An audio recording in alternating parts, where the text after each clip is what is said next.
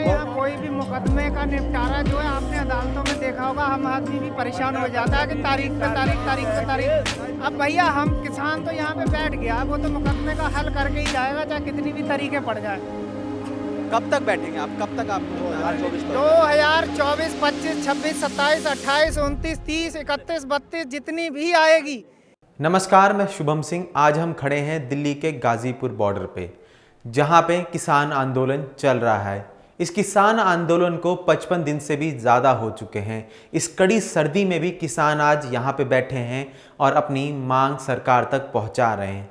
जब हम सोचते हैं कृषि के बारे में तो हमारे दिमाग में क्या आता है? एक किसान, खेत, गेहूँ, दाल, चावल, अन्न। जब हम अन्न खाते तो हमारे दिमाग में एक ही चीज़ आती है कि किसी ने इसको कहीं ना कहीं उगाया होगा, इसीलिए आज हम इसे खा रहे हैं।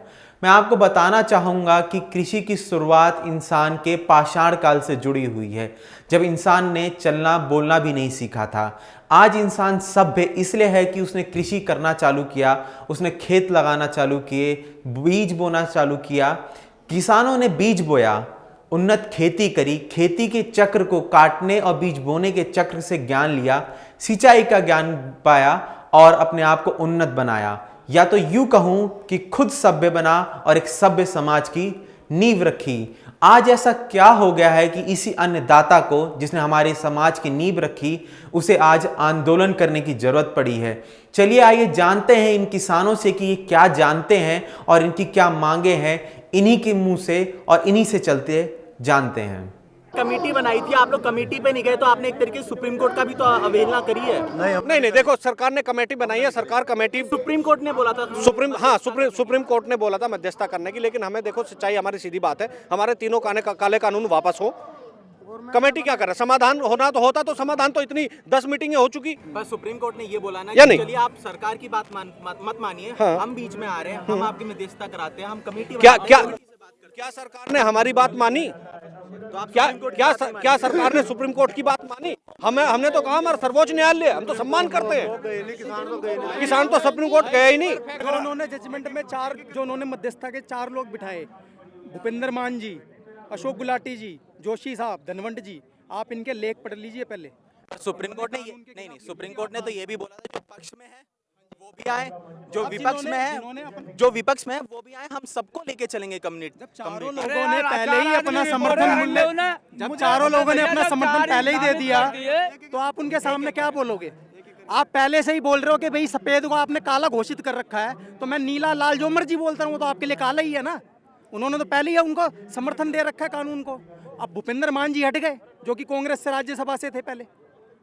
हम C2+ की अब ये यार लंबा कह रहे हैं। मैं एक बात आपसे पूछना चाहता हूँ। सुप्रीम कोर्ट ने जो 4 आदमी के नाम दिए थे, वो 4 आदमी सुप्रीम कोर्ट ने नाम कैसे दिए? उसके पास कैसे पहुंचे वो नाम? मुझे ये बता दो। सुप्रीम कोर्ट के पास कौन सा ऐसी व्यवस्था है, कौन से ऐसे संसाधन है जो वो 4 ही आदमी उनको काबिल लगे? ये बताओ। पहली बात तो हम ये सुप्रीम कोर्ट का धन्यवाद करते हैं, जो हमें सरकार ने क्या कहा था? भैया सुन लो, सरकार ने क्या कहा था? सरकार ने ये कहा था कि ये आतंकवादी बैठे हैं, ये पाकिस्तानी बैठे हैं, ये खालिस्तानी बैठे हैं। तो सरकार ने जब ऐसा हमें प्रमाण पत्र बांटा बगैर मांगे हुए, तो कोर्ट ने ये कहा कि ये किसान बैठे हैं। और कमेटी अगर बनाते हो तो बनाओ और उस कमेटी के माध्यम से किसानों से बात करो। अब सरकार ने जल्दबाजी में अपने हिसाब के आदमी जो हैं नाम दे दिए। सुप्रीम कोर्ट को नहीं पता था ना। पर सुप्रीम कोर्ट ने ये भी बोला ना कि किसान यूनियन, किसान एकता मंच है जो, वो अपने प्रतिनिधि लाए, हम उनको भी इंक्लूड करेंगे। तो किसान यूनियन क्यों नहीं गया? तो किसान के यार 40-50 आदमी हैं। किसान पहले तो कोई गया नहीं। देखो अंकल जी ने सही कहा, किसान तो कोई कोर्ट में गया नहीं, लेकिन हमारे 45-50 नेता है ना। सरकार उनमें से नाम दे ना। सरकार को शौक है ना कोर्ट में देने का, हमें तो शौक नहीं ना। हम तो कोर्ट में गए नहीं, हमने वोट सुप्रीम कोर्ट तो दिया नहीं, हमने सरकार को दिया। सरकार ने कानून बनाए। अगर सरकार ने कानून बनाए, जब ये कहना चाहिए था उनको कि जब इन्होंने ये कहा कि कमेटी से बात करे, तो सरकार को सस्पेंड कमेटी को, वो कानून को रोकना नहीं चाहिए था। होल्ड जिसे कहते हैं वो नहीं करना चाहिए था। सर आप क्या कह रहे थे? मैं कह रहा था भाई, जब सरकार ने ये बिल बनाए, सरकार ही वापस करो। सुप्रीम कोर्ट से हमारा कुछ मतलब ही नहीं ना। तो हम गए ना, हमारे किसान नेता कोई वकील नहीं गया वहाँ सुप्रीम कोर्ट में। सरकार की चाल है हम फंसाने की, लपेटने की, कभी आतंकवादी बताऊँ, कभी खालिस्तानी बताऊँ, कभी कुछ बताऊँ। मतलब भाई MSP पर कानून बना दे, बिल वापस ले लो, हम अपने घर चले जाएंगे, तुम अपना राज चलाओ, हम अपनी खेती करेंगे। ज़्यादा इम्तान ना लो हमारा। आज मीटिंग होने वाली है, उससे क्या उम्मीद है आप लोगों की? उससे मीटिंग वो डाक के 3 पात ही रहेंगे, बिल तो वापस लेने के नहीं है। तारीख पर तारीख जैसे मुलजिम हो हम, बहुत बड़े अपराधी हो, बोला भाई तारीख पर तारीख बिल तो वापस होंगे। ये हिंदुस्तान है, यहाँ कोई भी मुकदमे का निपटारा जो है आपने अदालतों में देखा होगा, हम आदमी भी परेशान हो जाता है कि तारीख पे तारीख। अब भैया हम किसान तो यहाँ पे बैठ गया, वो तो मुकदमे का हल करके ही जाएगा, चाहे कितनी भी तरीकें पड़ जाए। कब तक बैठेंगे आप, कब तक आपको लगता है? 2024, 25, 26, 27, 28, 29, 30, 31, 32 जितनी भी आएगी, जब तक हम तो कह रहे हैं कल आप वापस ले लो, कल चले जाएंगे हम, लेकिन वरना कल के अलावा अब आपको मैंने बता ही दिया है कि भाई 31, 32 जितनी भी आएगी तब तक हम डटे रहेंगे। घर परिवार का काम जो है हमारे वहाँ लोग देखने वाले हैं, 2 चले जाते हैं, 3 भाई आ जाते हैं, 2 भाई चले जाते हैं, 3 भाई आ जाते हैं। ये ना सोचें कि ये घर से खाली है, हमारे भी कारोबार है, हमें भी यहाँ पे कोई शौक नहीं लग रहा है बैठने का कि भाई हम यहाँ पे खाली बैठे हैं, आगे हमारा कोई पीछे कारोबार नहीं है। इन्होंने तो कह ही दिया कि ये खालिस्तानी, इन्हें बाहर से फंडिंग आ रही है। अब आप यहाँ पे देख ही रहे हो कहाँ से फंडिंग आ रही है।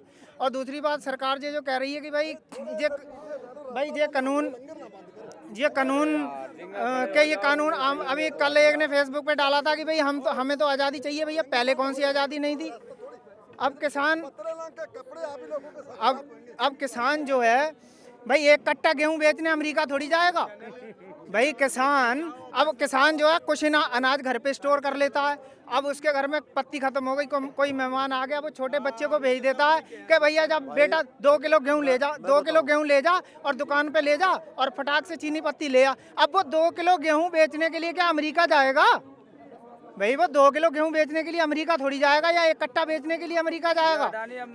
आप यहाँ ले, आप उस व्यवस्था को हमारे गांव तक, पहले इन्होंने कहा था कि भाई हम कांग्रेस सरकार ने ये बोला था कि भाई हम शहर को सदर बनाएंगे, फिर मोदी जी ने बोला कि हम शहर को गांव में ले आएंगे। तो आप उस व्यवस्था को हमारे पास क्यों नहीं लेके आते? हमें वहाँ पे आप लेके जाना चाहते हैं। कुछ बोल रहे थे सर। मैं हरियाणा पानीपत से हूँ।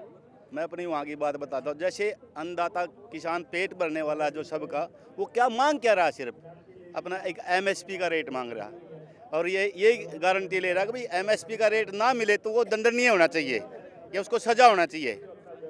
तो जो किसान जैसे कारपोरेट घराने के, ये स्टॉक वाली बात है, क्या किसान इस हालत में होता है कि वो स्टॉक कर लेगा? किसान इस हालत में होता है, मेरी फसल उठेगी, मैं अपने बेटे की शादी करूँगा, मकान बनाऊँगा या कोई बच्चे की पढ़ाई करवाऊँगा।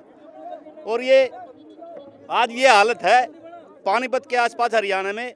कोई भी आदमी ये बुराई लेने को तैयार नहीं है। आने वाली पीढ़ी ये कहे जब किसान बॉर्डर पे था, दादा तू कहाँ था? अगर तू ना गया, तेरी आत्मा मर गई थी क्या? तेरा जमीर मर गया था क्या? ऐसा कोई बुराई लेने को तैयार नहीं है। सरकार ये तो बोल रही है MSP हम दे रहे हो, हम देते रहेंगे MSP, हम हटाएंगे नहीं MSP। नहीं सर, ऐसे उनकी बात पे विश्वास कौन करेगा? पहले हमारे को जाट आरक्षण मिला था, 15-15 लाख की गारंटी मिली थी। अब तो ये सरकार की ये हालत होगी, जैसे दर्जी से कपड़ा गलत कट जाता ना पजामे का, और वो ये उदाहरण देता कच्चे से ये फायदा, कच्चे से ये फायदा। तो ये हालत है सरकार की। हम तो कहें ये शुद्ध बुद्धि दे इनको, ये 26 जनवरी ना आ जाए। मेरे हरियाणा में से हर गांव से 100 ट्रैक्टर दिल्ली के लिए तैयार हैं। कोई भी ये बुराई नहीं लेगा कि मैं पीछे रह गया। आने वाली पीढ़ी ये बताएंगे तेरी आत्मा मर गई थी क्या जब किसान आंदोलन कर रहे थे। पर सुप्रीम कोर्ट ने तो बोल दिया आपकी दिल्ली पुलिस को फैसला करना है कि किसानों को दिल्ली में आने देना है कि नहीं देना। 26 जनवरी में तब भी आप परेड करेंगे? हाँ, हमारा तो उद्देश्य है, हमने तो जाना है।